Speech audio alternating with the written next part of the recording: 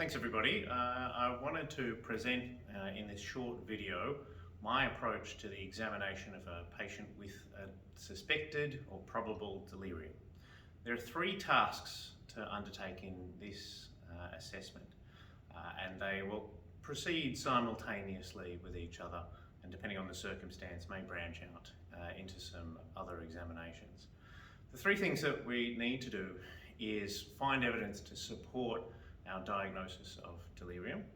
We also will be searching for acute precipitants to that delirium, which will contribute but not necessarily make that diagnosis.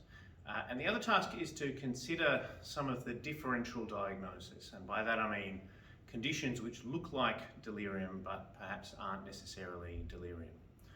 To do that, I have the able assistance of some of my colleagues from the University of Notre Dame Medical School, to which I'll offer my sincere thanks. One of whom is behind the camera, and another who's our colleague here, who is today playing Ethel. Ethel is a 95-year-old lady who's presented to the emergency department, having been found confused and with reportedly decreased conscious state. We've been asked to admit her by the emergency department registrar, and we'll come into the emergency cubicle.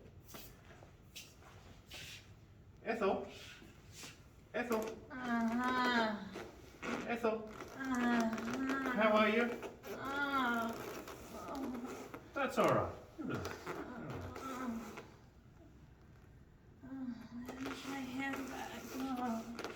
Very good. Thanks, Ethel. You just relax for a moment. So, your examination of the patient starts even before you enter the cubicle. You're listening for the activity within. You are examining the chart to see the vital signs. You're reviewing the nursing notes and your colleagues' notes, looking for those features which are of relevance, which is that fluctuating course, which is characteristic of delirium. And entering the room, I've already gathered some extremely useful information. So there's an initially decreased conscious state. There is some disorientation. The conscious state has very rapidly settled without stimuli. And we note that all four limbs are moving equally. You might not have caught this on the camera, but the pupils were equal and reactive, and the speech was not dysarthric.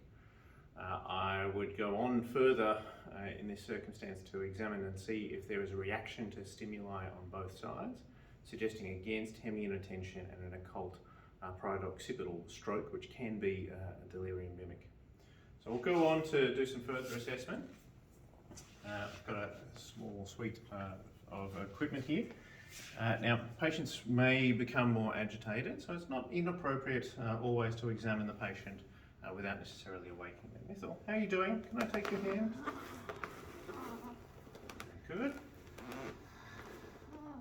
So one of the things which I'm interested in is the presence of cogwheeling. You may be seeing a patient who's already either has a diagnosis of a Parkinsonian movement disorder or has been treated with some typical antipsychotics. In either case, determining whether there's some Parkinsonism present will be important. I'm also looking in terms of not just of cogwheeling, but in general, is there bradykinesia, is there hypomimia, neither of which are present in this case. So considering again the neurological differential diagnosis, I'll briefly examine the reflexes. May not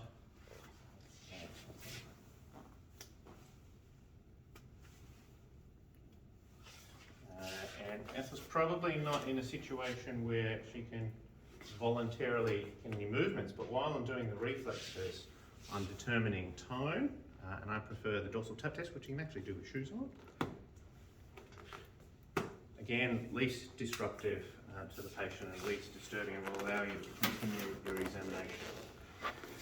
I have the vital signs. One of the things I'm particularly interested in is the presence of a postural drop. Ethel's making some good eye contact.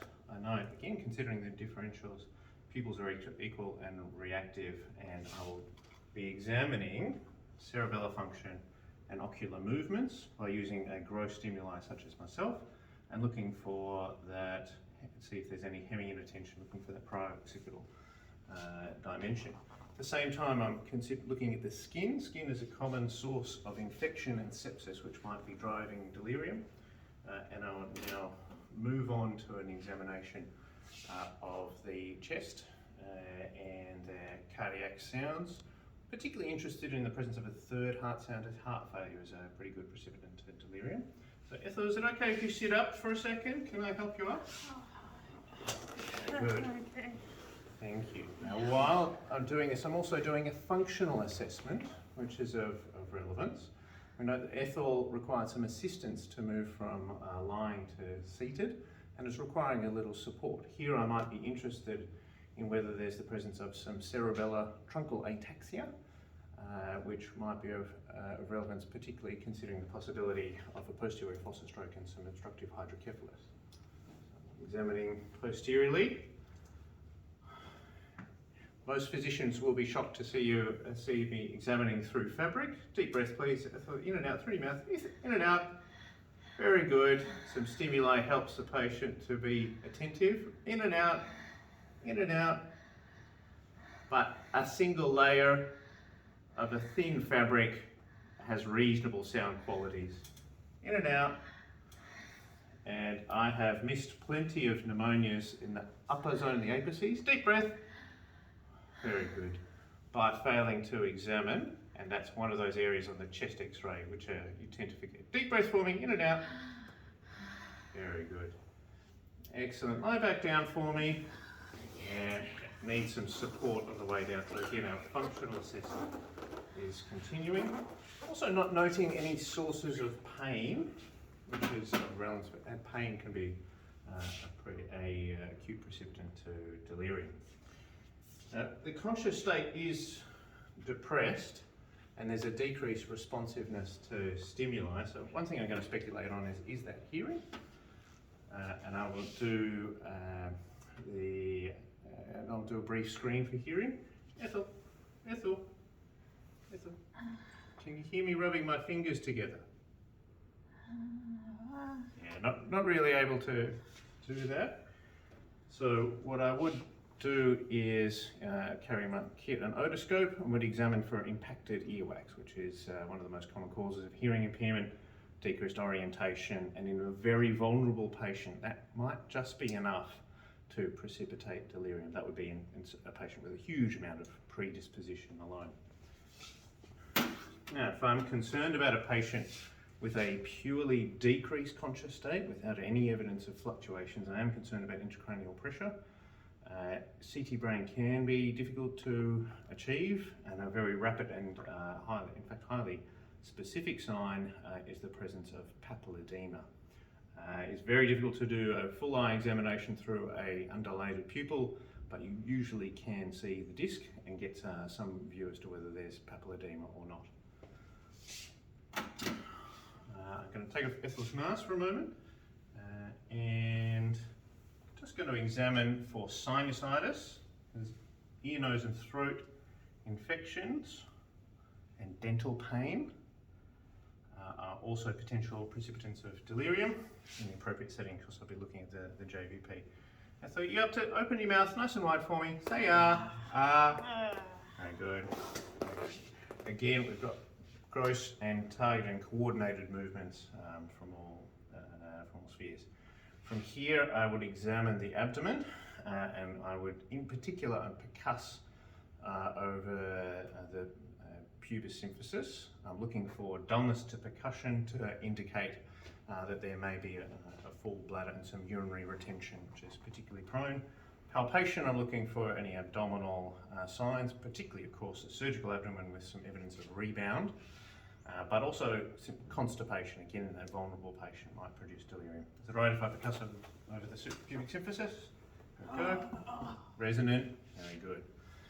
Here, moving to the lower limbs, and I would usually attain full exposure. In a patient with a very decreased conscious state, I would also examine the perineum. There have been some case reports of Fournier's gangrene presenting with delirium without focal symptoms where the diagnosis has been delayed. I'm looking at the lower limbs, and in this circumstance I would remove the shoes to have a look. And in the feet, I am looking again for sources of pain. I'm looking for wounds and infections as a source of sepsis. and then the appropriate patient might be considering some neurology. A word on the ankle jerks, which were pleasant both pleasant and present in our colleague here. Around 15% of octogenarians and more nonagenarians will have bilateral absent ankle jerks. And this is one of those age-related dysfunctions of muscle spindle cells, such that there is a reduced stretch reflex present. So their absence is not necessarily useful, although it is useful if it's unilaterally absent. And I do recommend to document at the time, because occasionally you might have a patient who's got a unilaterally absent ankle reflex who goes on to become bilateral, and you don't want to miss that as a potential neurological change.